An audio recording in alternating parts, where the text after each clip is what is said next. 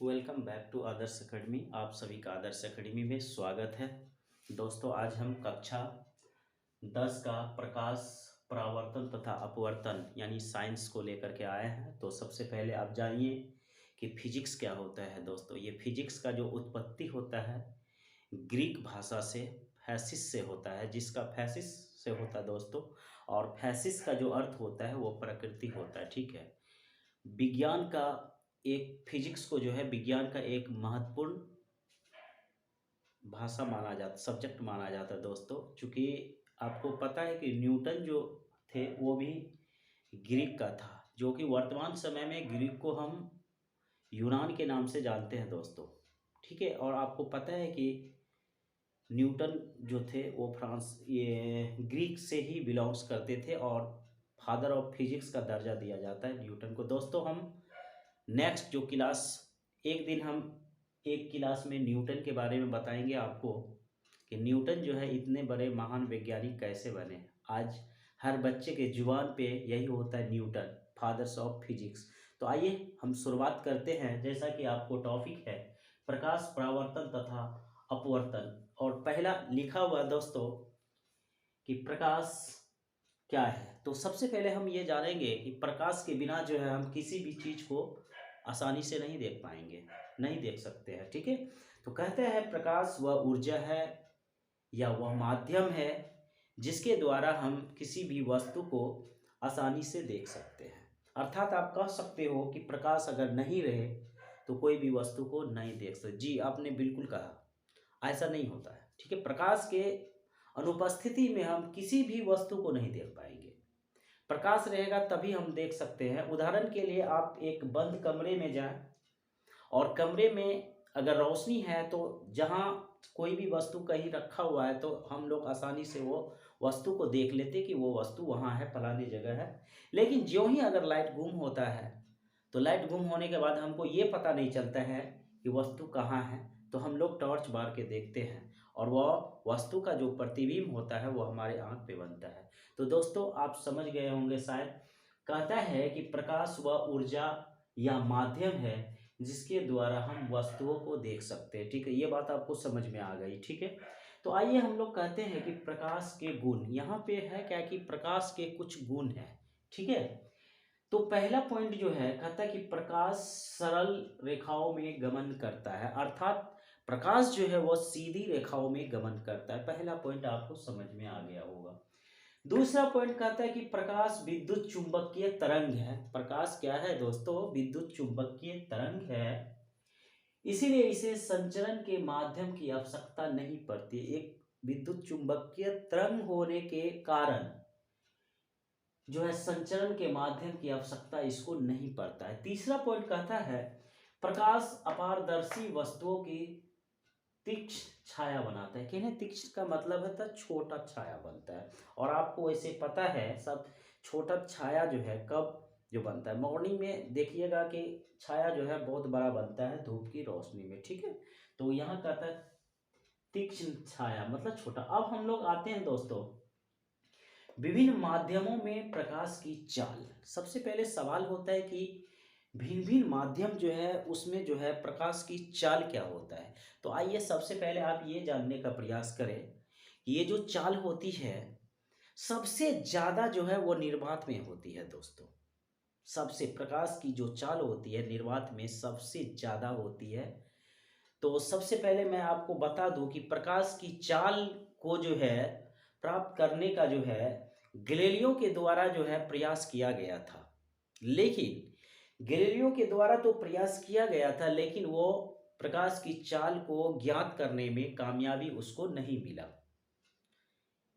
उसके बाद जो है कह सकते हैं कि 1676 ईस्वी के बाद जो है रोमन नामक एक वैज्ञानिक था जिन्होंने चाल की जो है प्रकाश की चाल जो है ये निकालने का प्रयास किया और सफल भी रहा। और श्रेय जो है ये प्रकाश की चाल जो है श्रेय जो है प्रकाश की चाल का जो है ये रोमन नामक वैज्ञानिक को दिया जाता है। इससे दोस्तों एक नंबर का क्वेश्चन आता है कि प्रकाश की चाल को सबसे पहले किसने प्राप्त करने का प्रयास किया। तो सबसे पहले आपको गैलीलियो किया था और 1676 चूंकि गैलीलियो किया था लेकिन वो कामयाब उसको नहीं हुआ। और उसके बाद 1676 ईस्वी के बाद जो है ये रोमर नामक वैज्ञानिक ने प्रकाश की चाल को ज्ञात किया और ज्ञात किया भी, ज्ञात करने का प्रयास किया और ये सफल रहा। और इसे प्रकाश की चाल ज्ञात करने में रोमर नामक वैज्ञानिक को श्रेय मिलता है। तो दोस्तों आइए हम लोग बात करते हैं। यहाँ पे देखिए हम लिखते हैं माध्यम और यहाँ है प्रकाश की चाल मीटर पर सेकेंड में, ठीक है। कहते हैं निर्वात में प्रकाश की चाल 3 गुना 10⁻8 मीटर पर सेकेंड है दोस्तों, और इधर ये खाली पड़ा हुआ है, ठीक है। तो आइए हम लोग सबसे पहले यहाँ पे एच में आते हैं, उसके बाद हम लोग ये बात करने वाले हैं, ठीक है।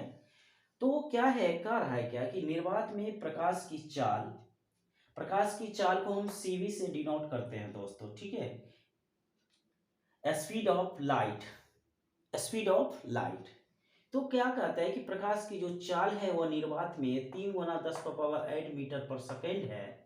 तो कांच और ब्रैकेट है जिसका अपवर्तनांक दिया हुआ है 1.5 है। कहते हैं कि कांच में प्रकाश की चाल होगी, अर्थात आप कह सकते हैं कि कांच में प्रकाश की चाल क्या होगा, ठीक है। तो सबसे पहले हम लोग कांच में प्रकाश की चाल को ज्ञात कर लेते हैं, उसके बाद जो है हम लोग आगे धीरे से ये पुट कर लेंगे, ठीक है। तो आइए हम लोग शुरुआत करते हैं। देखिए आपके पास प्रकाश की चाल दिया हुआ है, नहीं तो हम लोग क्या करते हैं यहाँ पर लिख लेते हैं दोस्तों प्रकाश की चाल, मतलब कांच में, देखिए कांच में प्रकाश की चाल, कांच में क्या है कि प्रकाश की चाल यानी निर्वात में प्रकाश की चाल आपको क्या है दोस्तों, ये है देखिए 3 गुना 10⁻8 मीटर पर सेकेंड तो दिया हुआ है। और कांच में प्रकाश की चाल जो है दोस्तों यहाँ देखिए दिया हुआ है, जिसका अपवर्तनांक यहाँ देखिए है ना, अपवर्तनांक कांच में प्रकाश की चाल, यहाँ जो है कांच में प्रकाश की चाल को निकालना है दोस्तों निर्वात में, यानी कि हम लोगों को जिसका अपवर्तनांक यहाँ पे ये कांच में प्रकाश की चाल नहीं होगा, जिसको हम लोग ग्लास कहते हैं CD, ठीक है। कांच में प्रकाश की चाल, ठीक है। तो प्रकाश की चाल होगी, हमको प्रकाश की चाल मांग रहा है, ठीक है। और ये कांच में प्रकाश की चाल यानी अपवर्तनांक इसका दिया हुआ है 1.5, तो इसका 1.5 हमको दिया गया है, ठीक है। तो आइए हम लोग देखते हैं, यहां से लेते हैं, देखिए 3 गुना 10⁻8 मीटर पर सेकेंड अपॉन क्या है 1.5। देखिए दोस्तों इसको अगर उड़ाएंगे तो नीचे क्या होगा 10, ठीक है। आप चाहे तो काटिए, देखिए 2 पंचे 10 होता है, 3 पंचे 15 होता है दोस्तों, ये देखिए ये समाप्त हो गया, ठीक है। तो आपको क्या हो गया ये, और ये जो बट्टा है 1 बट्टा ये ऐसे, तो ये 2 कहाँ जाएगा ऊपर, तो 10⁻8 मीटर पर सेकेंड है गुना कितना 2, तो आप लिख सकते हैं 2 गुना 10⁻8 मीटर पर सेकेंड। अर्थात आप कह सकते हो कि कांच में जो है प्रकाश की चाल क्या होगा 2 गुना 10⁻8 मीटर पर सेकेंड है। अब तारपीन का तेल दोस्तों, यहाँ पे तारपीन का तेल में जो है 2.04 गुना 10⁻8 मीटर पर सेकेंड ही होगा सब में, और जल में जो है 2.25 गुना 10⁻8 मीटर पर सेकेंड होगा, और रॉक सॉल्ट में जो है 1.96 इंटू 10⁻8 मीटर पर सेकेंड होगा, और नाइलॉन में जो है 1.96 इंटू 10⁻8 मीटर पर सेकेंड होगा दोस्तों। ये है आपका, ये मीटर पर सेकेंड है, मतलब ये मीटर पर यानी 1 सेकंड में 1 मीटर चाल चलता है, ठीक है। तो जैसे कि आपको पता है कि सूर्य की प्रकाश को पृथ्वी तक आने में जो है या तो 500 सेकंड लगता है या तो 8 मिनट लगता है, ठीक है। और चंद्रमा की रोशनी को पृथ्वी पर आने में 1.3 सेकंड लगता है दोस्तों, ठीक है। तो 1.3 सेकंड लगता है, मिनट लगता है, सॉरी, ठीक है। तो अब हम बात कर लेते हैं ये, ठीक है। आप कोई भी अगर और भी जो है जाएंगे तो यहाँ पे सबसे ज़्यादा निर्वात में प्रकाश की चाल होती है दोस्तों। अब हम यहीं तक रखते हैं, नहीं तो ज़्यादा वीडियो लंबा हो जाएगा, हम फिर नेक्स्ट वीडियो लेके आएंगे इससे आगे दोस्तों। अगर हमारी वीडियो आपको अच्छी लगी तो हम आपसे नम्र निवेदन करते हैं या छोटा गुजारिश करते, एक छोटा सा रिक्वेस्ट करते हैं कि अगर हमारी वीडियो आपको अच्छी लगी तो लाइक शेयर एंड सब्सक्राइब कीजिए। Thank you very much.